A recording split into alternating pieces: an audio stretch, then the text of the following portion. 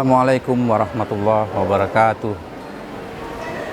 Ya ayyuhallazina amanu kutiba alaikumussyam kama kutiba alal ladzina min qablikum la'allakum tattaqun. Hai orang-orang yang beriman, diwajibkan atas kamu berpuasa sebagaimana diwajibkan atas orang-orang sebelum kamu agar kamu menjadi takwa. Hadirin rahimakumullah, takwa dalam bahasa Arab adalah istilah dalam Islam yang merujuk kepada kepercayaan adanya Allah. Inilah makna takwa, melindungi seseorang dari dosa dalam perjalanan kehidupan yang berbahaya sehingga ia mampu melewati itu tanpa terkena dosa. Suatu ketika Abu Hurairah pernah berkata, wahai Abu Hurairah, apakah yang dimaksud dengan takwa itu? Abu Hurairah tidak menjawab pertanyaan itu, tetapi memberikan satu ilustrasi. Pernahkah engkau melewati suatu jalan dan engkau terlihat jalan itu penuh dengan duri? Bagaimana tindakanmu untuk melewatinya? Kemudian orang itu menjawab, apabila aku melihat duri, maka aku menghindarinya dan berjalan di tempat yang tidak ada durinya. Atau aku langkahi duri-duri itu, atau aku mundur. Abu Hurairah cepat berkata, itulah yang disebut dengan takwa. Kata takwa menurut Hamka adalah widayah, yang berarti wikayah, yang berarti memelihara hubungan yang baik dengan Allah Subhanahu wa Ta'ala. Takwa dengan demikian tidak dapat diartikan sebatas takut kepada Allah saja. Rasa takut kepada Allah Subhanahu wa Ta'ala adalah bagian kecil dari takwa. Menurut Hamka lagi, dalam takwa terkandung cinta kasih, harapan, cemas, dan sabar. Takwa adalah pelaksanaan dari iman dan amal soleh kita. Bahkan kata takwa terkandung juga arti berat. Watajawwadu fa inna khairaz zadi taqwa. Berbekalah dan sesungguhnya sebaik-baik bekal adalah takwa. Dalam suatu dialog dengan para sahabat, Rasulullah pernah ditanya, "Ya Rasulullah, apakah yang dimaksud dengan takwa itu?" Kemudian beliau menjawab sembari meletakkan tangannya di dada. Nabiullah Muhammad SAW mengulangi menjawab itu 3 kali berturut-turut.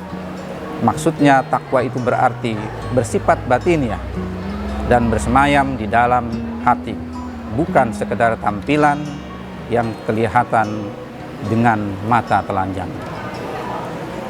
Suatu amal kebajikan akan membawa seseorang kepada kualitas takwa bila setidaknya memenuhi 3 kriteria pokok sebagai berikut. Yang pertama, didasari oleh ikhlas karena Allah Ta'ala. Innamal a'malu binniyat. Sesungguhnya amal itu tergantung dari niat. Hadis riwayat Bukhari dan Muslim.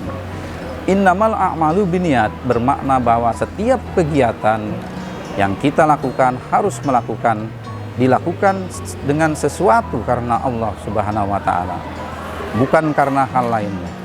Ketika kita memiliki niat baik dan dilakukan untuk mencari ridha Allah, maka insya Allah akan menghasilkan yang baik. Juga merupakan tolak ukur suatu amalan. Diterima atau tidaknya suatu amalan tergantung pada niatnya. Kedudukan niat dalam agama Islam sangatlah penting.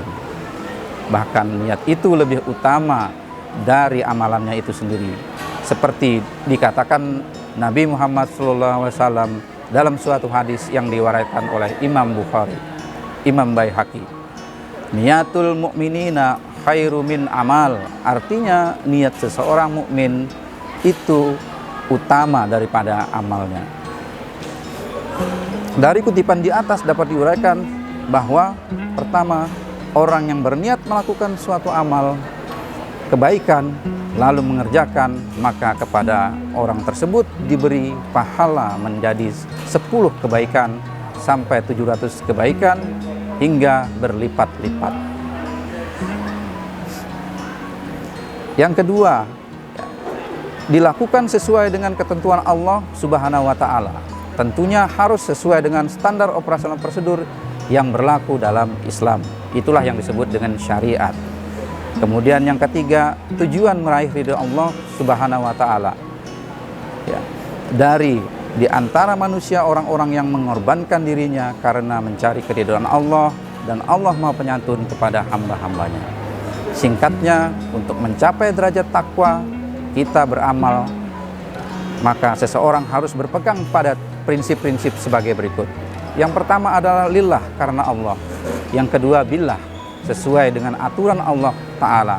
Dan yang ketiga adalah ilallah Ta'ala, untuk menggapai ridho Allah Subhanahu wa Ta'ala. Bila salah satunya tidak ada, maka sia-sialah amalnya.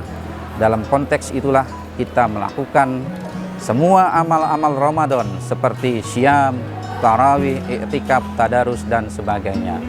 Mudah-mudahan bermanfaat.